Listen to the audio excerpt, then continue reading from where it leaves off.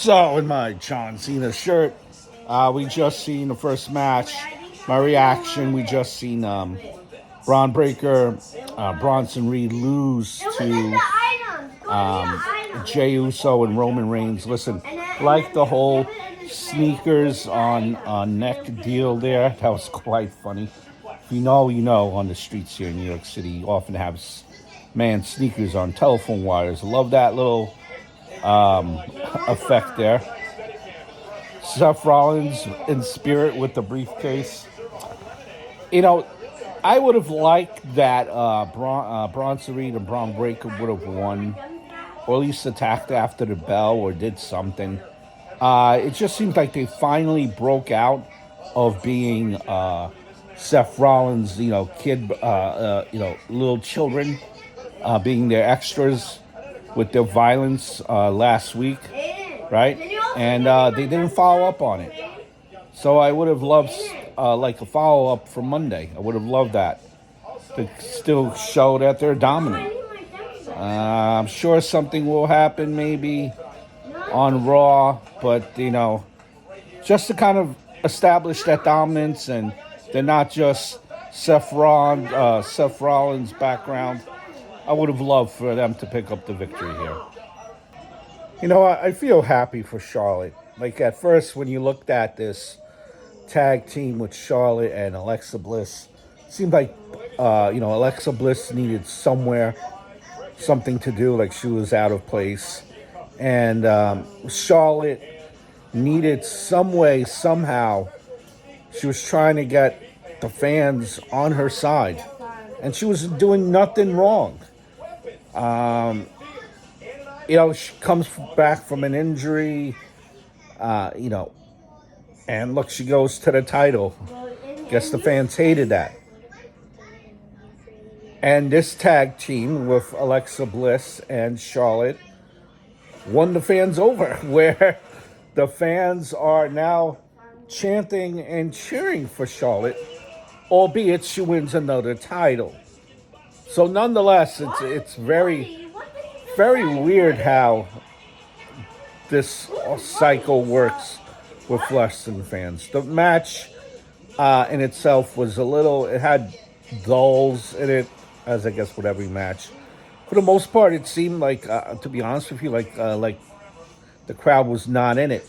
It then picked up when Charlotte Flair was doing the comeback.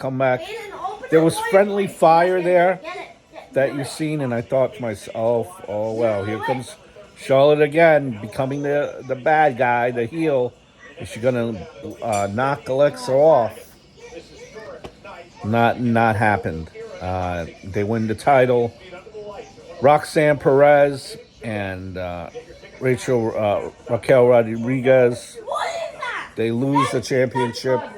Just adds to that storyline of when Liv Morgan comes back, and how she lost her tag team gold for her team. Did Roxanne Perez? She lost Liv's title, so on and so forth. It could go many ways.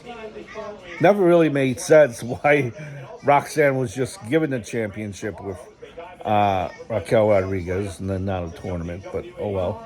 You know how WWE likes to rewrite their own rules sometimes. Nonetheless, new tag team champions. All right. So, you are under the assumption sometimes that the WWE will kind of push who they want to, right? If you get yourself over outside of the WWE, I guess it will only go to a point, right? Kind of, if you think of Zack Ryder, it only went to a point. Then the next thing you know, you see him being pushed down in a wheelchair by Kane. And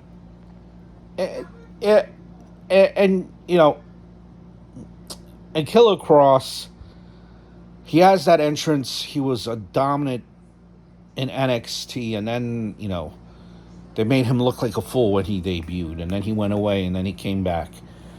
And it's been, he was in the group there, and barely wrestled, and it just, then that Final Testament got released, right? And then it's just Killer Cross by himself. Gets himself over, does a series of videos, very interactive on the internet. And, you know, barely is on Raw, but they're giving him little Easter eggs, little bits and pieces here, backstage vignettes, right? So Sami Zayn is the recent one there. He had a SummerSlam match with Sami Zayn today. And, he lost the first time, I believe, when they were in Saudi, but then beats him to a pulp. But Sami Zayn, comes back the next week after he beats him to a pulp. Well, the following week, fairly quickly. And now Sami Zayn has once again defeated Killer Cross, with Killer Cross not even being able to get out two things out of this segment. He always said that Sami Zayn was a bad guy. Sami Zayn, when that pipe was slid into the ring by Scarlett to test him, didn't even come close to touching it. And Killer Cross also said that he will beat him this time. Didn't even come close. He lost again. Sami Zayn then, after the match is over, is on the apron and he says, "This is it. It's over. Finished." And then you see Killer Cross kind of nodding his head. Triple, double whammy, whatever you want to call it. This was an absolute must-win for Killer Cross, which did not happen at all. A dud. I just don't know where Killer Cross goes. Now, we had the match with Jade Cargill and Tiffany Stratton. Now, just looking from the inside, from the outside, rather, looking in, match I really honestly did not care for. It didn't have, to me, much of a build, much of a story. I keep on going back to the same thing in my head. Tiffany Stratton is just a natural heel. I don't know why she is a face, honestly. Heard some of her media interviews promoting SummerSlam, and she's a heel, straight up heel. Jade Cargill, from when I remember Jade Cargill AEW, short matches, very dominant. And I know WWE has been kind of molding Jade Cargill into their own version. A lot different than the AEW. But this match just felt exactly if it was a Jade Cargill AEW match, only she didn't win. It was a fairly quick match. Jade Cargill came close, but Tiffany Stratton's leg was on the knee. Not really much to this match for me. It was kind of and that was it. I don't know where you go with Jade from here, how you continue this story. It seemed like it was lackluster. And Tiffany Stratton is on her way in WWE eyes, making her a very, very, very strong champion. Like the video package for Hulk Hogan, like him or not, me personally, I just look at the character Hulk Hogan rather than the individual. That's just me.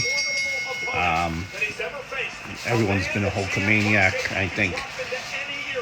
Superhero, larger than life. Nice tribute that they did for him, as they did earlier in the week. Again, to me, you have to separate character from the person. Though I get it. Pretty cool that you see Nick Hogan there in attendance as well. You had the matchup there between Jelly Roll and Randy Orton and Logan Paul and Drew McIntyre. Man, let me tell you, you have these celebrity wrestlers, and WWE has been getting it right lately as far as the celebrity wrestlers. And Jelly Roll did not. It was good. Better than, I guess, what we expected. And this match kind of grew on on me, and I'm sure as it grew on a lot of the IWC. Uh, Look, Jelly Roll, give him credit. Black Old, what is it? The Black Old Splash or Black Old Slam?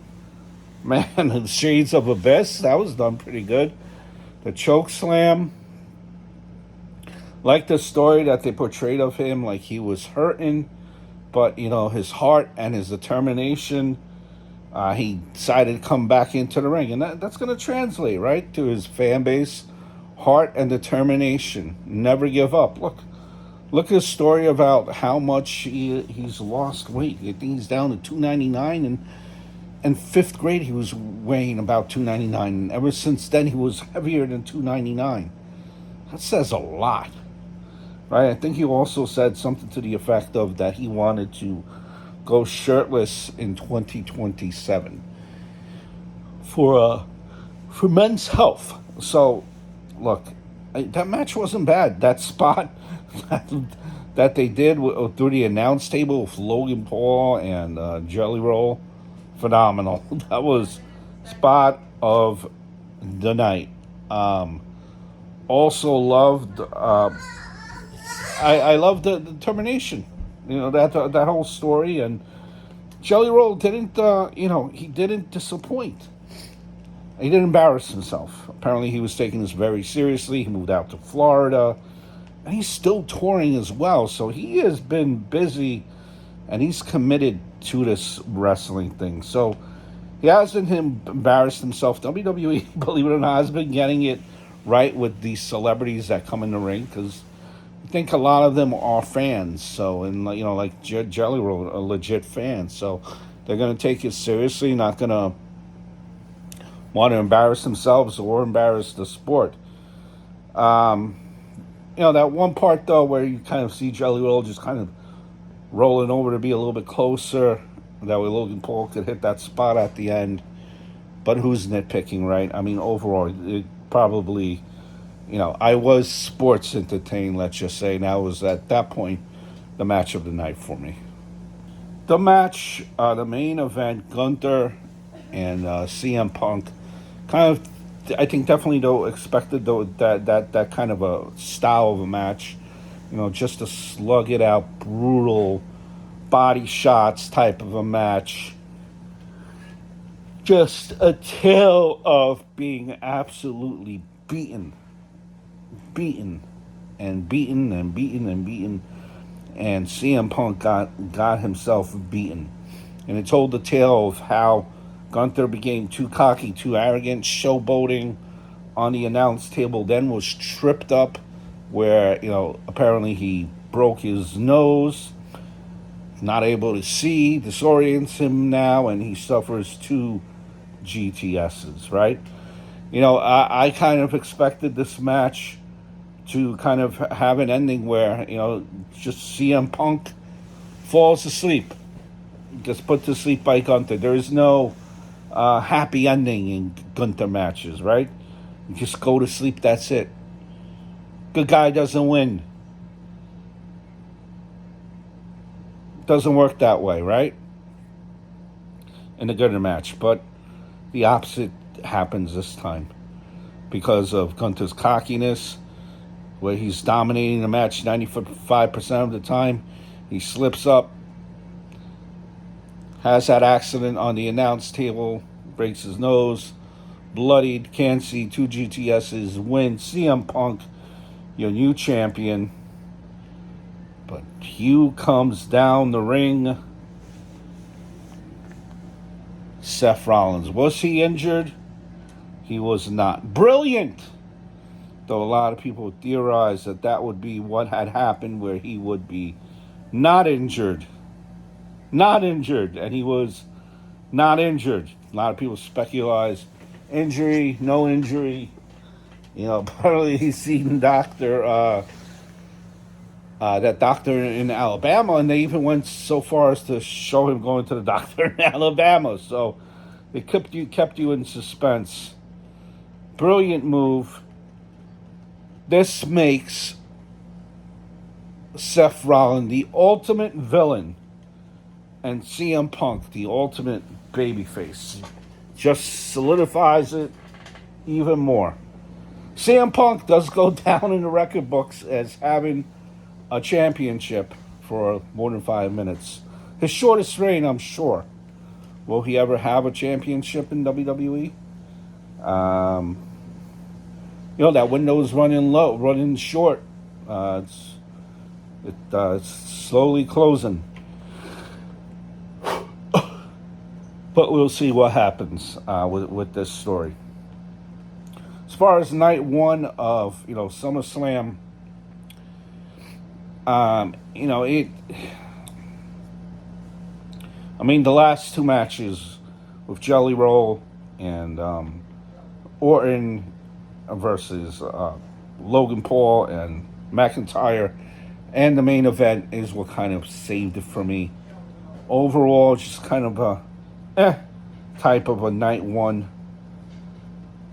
We'll see what night two brings us. I mean, felt really feel weird with a 6 p.m. start time, right? I think it's already before 10, and it finished quickly.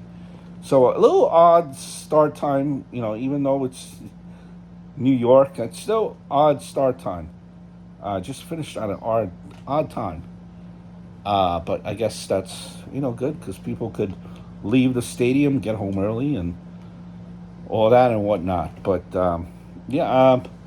we'll see what night two brings us. Hard to give it a overall grade. I mean, a grade for today. I mean, B minus, I would say. So I hope all is well, and night two coming up.